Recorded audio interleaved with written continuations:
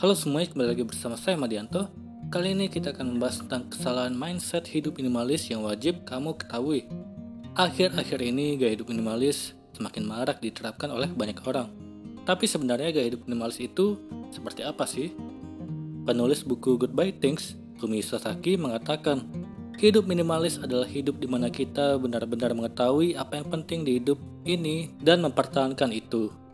Simak beberapa kesalahan pola pikir minimalis agar kamu tidak berlama-lama terjebak di mindset yang salah dan tidak berpikiran sempit terhadap gaya hidup yang satu ini.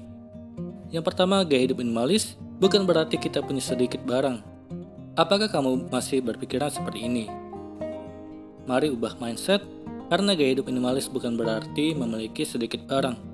Menurut becomingminimalist.com, esensi dari gaya hidup ini adalah hidup dengan barang yang kamu butuhkan.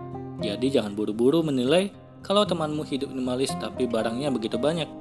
Begitu pula jangan merasa sudah cukup minimalis karena punya barang yang sedikit. Mungkin temanmu bisa memiliki banyak barang karena memang ia butuh untuk pekerjaannya. Selain itu, anggota keluarganya juga banyak. Sementara kamu mungkin masih hidup sendiri atau hidup berdua dengan pasangan yang tentunya memiliki kebutuhan yang berbeda. Jumlah barang tidak selalu menentukan kita sudah hidup minimalis atau belum. Karena inti dari gaya hidup minimalis adalah hidup yang berkesadaran dan nyaman dengan yang kita miliki. Kedua, pakaian atau desain ruangan yang dominan warna monokrom. Pilihan warna tidak cukup menentukan bahwa kamu mengusung gaya hidup minimalis atau tidak. Gaya hidup minimalis tidak memiliki warna khusus, bahkan kamu tidak perlu tiba-tiba mengubah seluruh isi lemari pakaianmu dengan warna monokrom hanya karena kini kamu menganut minimalism. Bila warna terang dan colorful bisa membawa kegembiraan di hidupmu sehari-hari, tidak ada salahnya untuk tetap mempertahankan itu dan tetap menjalankan gaya hidup minimalis. Maksimalkan semua fungsi barang yang kamu miliki, terlepas apapun warnanya.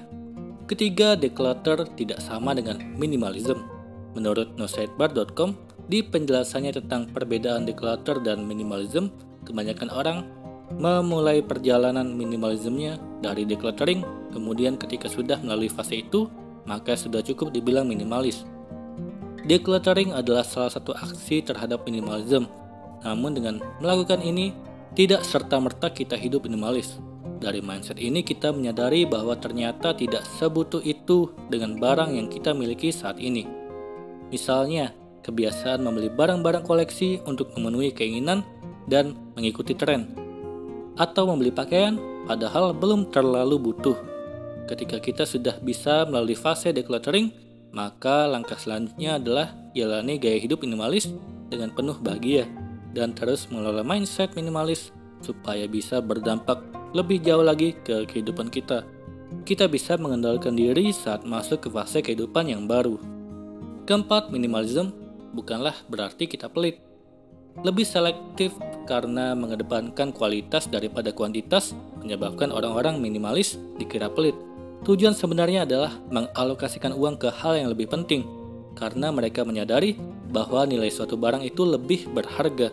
Membeli satu barang sekali untuk investasi jangka panjang dan baru beli lagi ketika sudah benar-benar tidak bisa dipakai. Misalnya beli tas dengan harga yang cukup mahal untuk jangka waktu 10 tahun dibanding beli tas dengan harga murah tapi tidak awet dan selalu diganti terus. Dampak dari apa yang dibilang pelit itu adalah kita bisa menabung lebih banyak, bisa punya dana darurat, bisa meluangkan waktu ke hal-hal yang positif. Sekali lagi, mindset minimalism digunakan untuk hidup berkesadaran terhadap apa yang akan kita beli. Kelima, yang estetik atau indah pasti minimalis. Ini merupakan mindset yang salah. Banyak sekali salah kaprah yang menilai bahwa estetik itu minimalism. Minimalism bukan hanya tentang penampilan luar. Minimalism adalah sebuah gaya hidup yang memiliki tujuan. Seorang yang ingin memiliki gaya hidup minimalis harus bisa melihat minimalisme lebih dari sekedar tren. Hidup minimalis yang sebenarnya adalah hidup yang penuh dengan kesadaran. Kesadaran akan kebutuhan seperti sandang, pangan, dan papan. Ketika kesadaran itu kita miliki, maka aspek lainnya juga pasti akan terdampak dengan sendirinya. Di sisi lain, ketika mindset itu tidak tertanam, maka kita pun juga mudah goyah dengan gaya hidup ini. Jadi agar bisa konsisten dengan gaya hidup ini, kita mulai dengan memiliki pengendalian diri dan mindset yang benar. Ini merupakan tulisan dari Stephanie Priyanka. Semoga ini bermanfaat. Sekian dan terima kasih.